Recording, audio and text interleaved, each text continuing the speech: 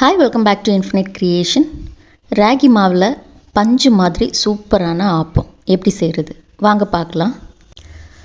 நார்மலாக நம்ம அரிசி மாவில் ஆப்பம் செய்வோம் இல்லையா, அதே மாதிரி மென்மையான ஆப்பம் நம்ம ராகி மாவு யூஸ் பண்ணியும் பண்ண முடியும். இப்போ தேவையான பொருட்கள் எடுத்திருக்கேன். 1 கப் ராகி மாவு, 1/2 கப்பு வேக வச்ச சாதம், 1/2 கப் துருவின தேங்காய். நான் வீட்டிலையே பொடிச்ச ராகி மாவு யூஸ் பண்ணியிருக்கேன். 1 கப் ராகி மாவு எடுத்திருக்கேன். கடையில் கிடைக்கிற ராகி மாவும் யூஸ் பண்ணிக்கலாம்.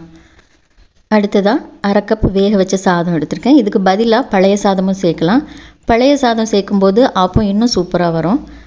1/2 கப் தேங்காய் சேர்த்தாச்சு. இது எல்லாத்தையும் நல்லா அரைச்சி எடுக்கணும்.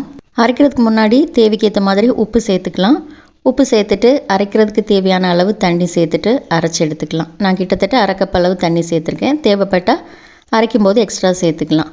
இது இப்போது நல்ல மாவு மாதிரி அரைச்சி எடுக்கணும். இதில் கட்டிகள் எதுவுமே இருக்கக்கூடாது. இந்த சாதம் தேங்காய் எல்லாமே நல்ல மென்மையாக அரைஞ்சி வரணும். இப்போ மாவு கொஞ்சம் கெட்டி பதத்தில் தான் இருக்குது. நம்ம ஆப்பம் சுடும்போது தேவைப்பட்ட தண்ணி எக்ஸ்ட்ரா சேர்த்துக்கலாம். ஆப்பம் கொஞ்சம் மாவு இலக்கமாக தான் இருக்கணும், ரொம்ப கெட்டியாக இருக்கக்கூடாது. இதை நான் இப்போ ஒரு பவுலில் மாற்றிட்டு 8லேருந்து 10 மணிக்கூருக்கு அதை அப்படியே விட்டுடலாம். அப்போ தான் மாவு நல்லா புளிச்சு அந்த பதத்துக்கு வரும். ஆப்பம் பஞ்சு போல் கிடைக்கும். நான் இதை நைட்டு அரைச்சி வச்சுருக்கேன். ஸோ காலையில் ஆப்பம் சுடுறதுக்கு இது கரெக்டாக இருக்கும். ஒரு மூடி போட்டு மூடி விட்டுலாம். இப்போ காலையில் பார்க்கலாம். காலையில் மாவு எப்படி இருக்குன்னு பார்க்கலாம். ஸோ மாவு நான் பார்க்கும்போதே நல்ல பதத்துக்கு வந்திருக்கு. இதை லைட்டாக கிளறி பார்க்கலாம். இதை இன்னும் கூட 4-5 மணிக்கூர் நம்ம விட்டோம் அப்படின்னா நல்லா பொங்கி வரும். பட் அந்த டைமில் ஆப்பம் கொஞ்சம் புளிப்பு டேஸ்ட்டு கொடுத்துரும். ஸோ நான் கரெக்டாக 8 மணிக்கூர் கழித்து எடுத்திருக்கேன். மாவு கொஞ்சம் கெட்டியாக இருக்குது. நம்ம சுடுற பதம் இன்னும் வரல. ஸோ கொஞ்சம் தண்ணி சேர்க்கணும். நான் அதுக்கு முன்னாடி கொஞ்சம் சோடா உப்பு சேர்த்துட்டு அதிலேயே தண்ணி கலந்துட்டு நம்ம சேர்த்து விட்டுலாம். சோடா உப்பு ஒரு 1/2 டீஸ்பூன் போதும்.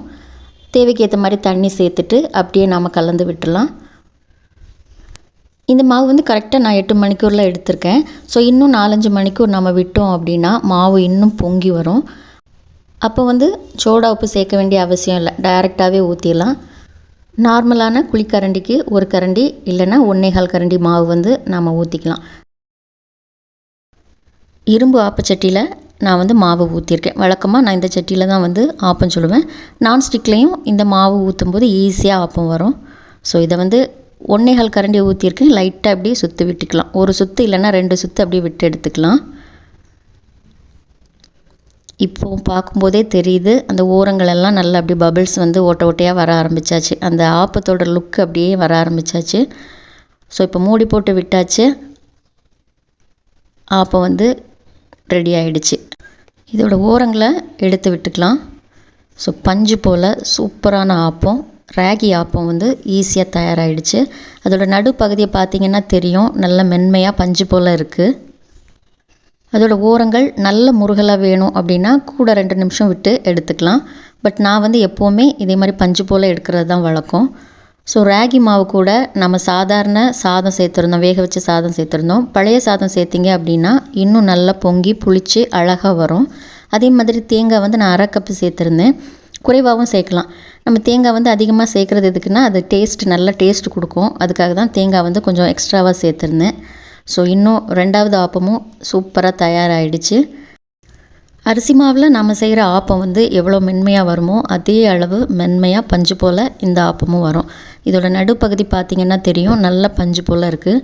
ஸோ இந்த ஆப்பத்துக்கு சூப்பரான காம்போ என்ன அப்படின்னு பார்த்திங்கன்னா, 1 ஸ்பூன் சர்க்கரை, அதோட மிதமான கெட்டியில் தேங்காய் பால் எடுத்திருக்கேன். தேவைக்கு ஏற்ற மாதிரி தேங்காய் பால் சேர்த்துட்டு 1 இல்லைன்னா 2 ஏலக்காவை லைட்டாக தட்டி அதோட மேல்புறத்து தோலை மட்டும் நீக்கிட்டு உள்ள விதை இருக்கும் பார்த்திங்களா, அந்த விதையை மட்டும் நம்ம சேர்த்துக்கலாம். தேவைப்பட்டால் தோலையும் சேர்த்துக்கலாம். பட் நம்ம சாப்பிடும்போது இந்த தோல் வாயில் கடிப்படும். அதனால் அந்த விதையை மட்டும் சேர்த்துட்டு லைட்டாக கலந்து விட்டோம் அப்படின்னா சர்க்கரை தேங்காய் பால் சூப்பராக ரெடி ஆயிரும். இந்த ராகி ஆப்பத்துக்கு இந்த சர்க்கரை தேங்காய் பால் சூப்பரான காம்போ. இதை தொட்டு சாப்பிட்டோம் அப்படின்னா அந்த டேஸ்ட்டு சொல்லவே வேண்டாம், செம்மையாக இருக்கும். ஸோ ராகி ஆப்பம் வித் சர்க்கரை தேங்காய் பால் நீங்களும் ட்ரை பண்ணி பாருங்கள். இந்த வீடியோ உங்களுக்கு இன்ட்ரெஸ்டிங்காகவும் யூஸ்ஃபுல்லாகவும் இருந்திருக்கும்னு நம்புகிறேன். இன்னும் ஒரு இன்ட்ரெஸ்டிங்கான வீடியோவில் நம்ம மறுபடியும் சந்திக்கலாம்.